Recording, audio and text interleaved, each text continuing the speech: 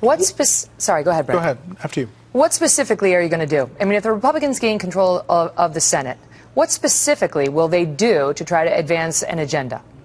Well, the first thing we'd do is try to move the agenda forward. We'd look at energy policy. We have a number of bills. We have 40 bills just dealing with the economy. We'd look at tax reform, make it simpler, make us able to compete. We'd look at education reform.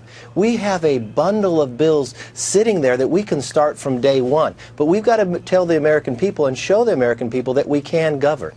And there's got to bring some accountability back. I mean, when you look at what has gone on from the healthcare.gov to the IRS going after individuals with no accountability, there has to be a change in Washington. It can't be the same as before. What's the first thing that happens in a Republican Senate and a more empowered Republican House?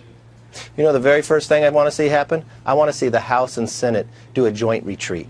I want to see one agenda coming out and telling the American people that Washington is going to work again. You're going to have an effective, efficient, accountable government that won't take one extra dime. You know, the Senate never even produced a budget. The House did. First thing we should do is produce a budget so the American people see we can be on a path to pay off our debt and actually move forward. We should do tax reform. We should do energy policy. Put this country back to work and focus on economics. Congressman, not knowing the end result tonight, but looking like a very good night for Republicans, what do you think happens with the possible executive order from the president on immigration, which has been threatened at least in coming weeks?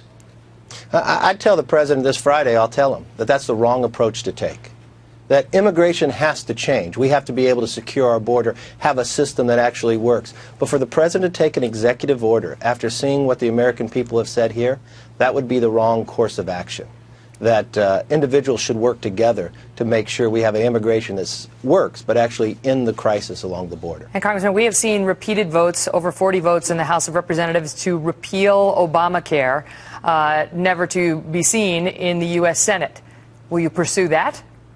Well, the Senate has that opportunity. We have found Obamacare has harmed the economy, the 40-hour work week. But are you going to do it again? Are you going to press it again as another agenda issue?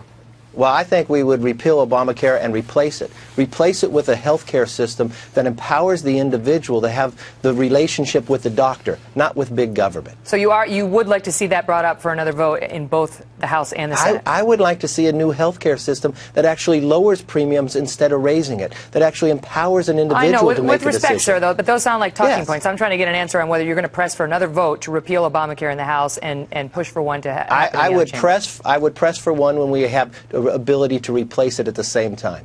But the first thing I'm going to start on is the economy to get it moving again. Great to see you, Congressman. Thank you so much for being here. Thanks for having me. You know, it's interesting.